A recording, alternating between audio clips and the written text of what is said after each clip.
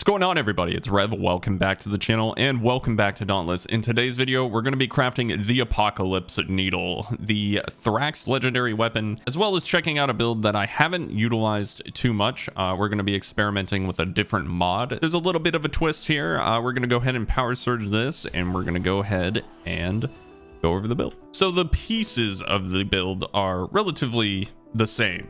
We're still utilizing a wound build, but the difference becomes a little bit more apparent when we see the mod. We're using Executioner's Spearhead, and the reason for that is Riftstalker's weapon is more about capitalizing on burst windows rather than that like sustained DPS. Basically, Riftstalker's unique effect is scaled on the amount of damage dealt. So based on the weapon that you're using, the more damage that you're dealing, the more orbs you're going to generate, which gives you more damage. Executioner's Spearhead just kind of gives us that, it leans more into that burst window style of gameplay, and we can keep that going for 5 stacks up to 45 seconds. So I'm interested to try it out. This will be the first build that we utilize Executioner's Spearhead. Everything else is pretty, I'm just going to quickly glance through it. We got Berserker 3 Pulse, Reckless Leap for extra wounds. We're going to go ahead and be using Discipline still. We're going to be using Skarn's Defiance. There is a reuse cell in there. We have Berserker within the Shroud's helmet, we have Savagery in the chest, we have Predator in the gloves, and we have Pulse in the boots. We're utilizing Aether Drive, Blitz, and whatever the damage tonic is. I forget what they're called, Frenzy, I believe. And let's go ahead and take on some Radiant Escalation. Riftstalker has been in the meta for quite some time. I can't even recall a time where it just wasn't one of the best weapons in the game, if not the best weapon in the game. When it first came out, it was much stronger than it currently is right now,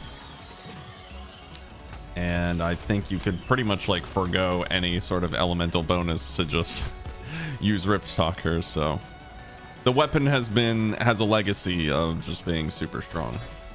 That fight took a little bit longer just because Shrike wouldn't sit still and I didn't have anything to get the interrupt, but we did get Surgical Destruction, which is great for us. Currently have 2 stacks of Executioner's Spearhead. You can see the 2. Timer's ticking down. Probably going to lose it here just running in between escalations. That's going to be kind of a tricky thing to deal with as we keep going through here. Just because you have to stop to get an amp, you're pretty much reapplying not surgical executioners every single time. Big damage here. I'm gonna opt to go for Emberman here. I'm gonna get the KO, force the KO. Oop. Never mind, thought I was gonna force the KO. Couldn't get it. Get a Reckless Sleep in the hole. Okay, that was pretty quick. I wonder if this still gets stopped. Okay, not really. Went over it though. That was strange. 10k, not bad. I'm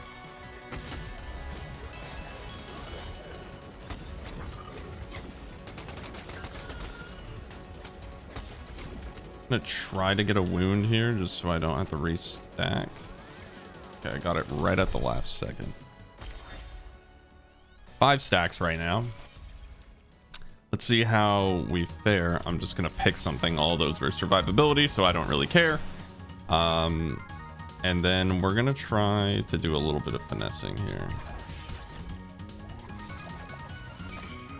Savit.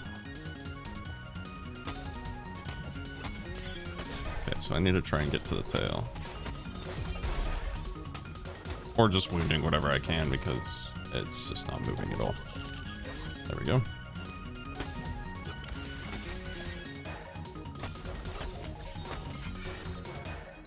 Whenever I'm running a wound build and I get Savit, I'm just like, ugh. It's always painful. It's never a good time. So, sorry about that, y'all. Can't really do much about that. The RNG gods have not favored me.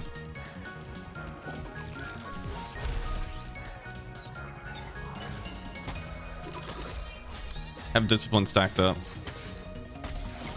Got the wounds. Got the tail. Just looking at some of the brief damage numbers, it was like it was just like back to back, almost 2,000 damage each time I was hitting them. Looked pretty good. Just, you know, Warpike, seeing 1,000 crits off of the Warpike is always a good look. It feels really good. Yeah, I think this build, it has a really nice feel to it. It's really well balanced in that. Let's do Elemental Summoner here. I enjoy the fact that you get the stamina reduction of wounding, high damage of wounding, and then you also get a lot of burst with the unique effect. So I mean, this is just a build that is going to deal a lot of damage in general. Oh, missed the tail there, unlucky. Missed my predator. Gonna try and stack up executioners again and get some more wounds for surgical destruction.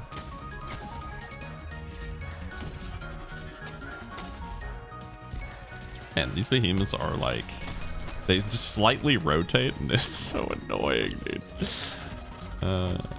It's annoying when you're trying to get a wound, I should say. Okay.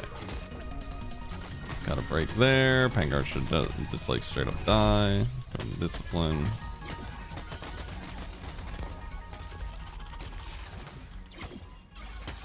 I don't get a surgical stack there because discipline was not up. All right, let's see if I can just straight up kill. Close. Close. Verticals at 5 stacks. No munitions amplifier, so you know, banking a shot doesn't really do anything except for, man, I got like crazy amps, but like 2 rounds I got survivability, and it's just kind of meh.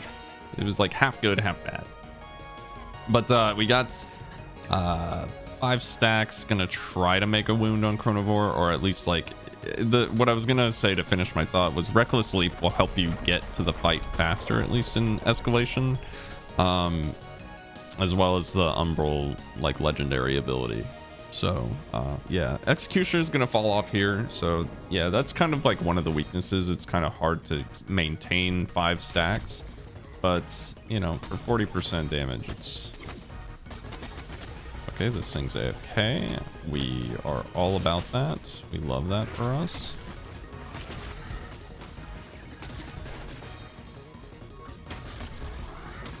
It's also chilling in the crit orb for us, which is also great.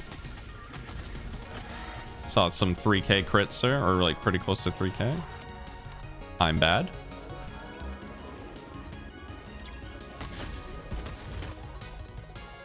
I'm just trying to force a tail break here. Now, I'm really bad at getting this interrupt, but I'm gonna try my best. Yeah, you have to be super quick.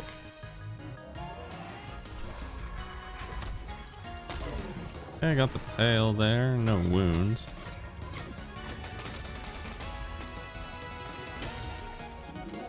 Does breaking the tail cause it to de-enrage? Or maybe just getting a break in general? Not sure. Wow, it's already dead. Damn. I was not expecting to kill it that fast. Normally I always like have to deal with the flip, right? Maybe that Reckless Leap did. I have to go back.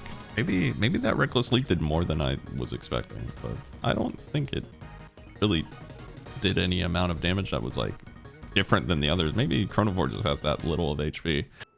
I'm not gonna lie, I think out of all the weaponry that I've made for the Warpike, this one is definitely the build that I would have stick around. This one is the between the Radiant Warpike. The Radiant Warpike was a ton of fun. I really enjoy that, being able to do the Reckless Leap twice in a row. But this one just feels like it pumps damage like all the time. Like it's just always on, and then once you get the Executioner Spearhead ramped up, you're just winning even more, and that feels good. The damage potential is high, and you still have the best of, you know, you get pulse, you get all the crit stuff, you get wounds, you have the stamina reduction, the attack speed. It just is all there, and it's in one package, one wounding package, and I enjoy that a lot. So you get to bring everything that I think the Warpike is really strong at. So this is definitely one of my favorite builds, but try it out for yourself. Let me know what you think, and I will see you in the next video. Thank you so much for watching. Peace out. Have a good one.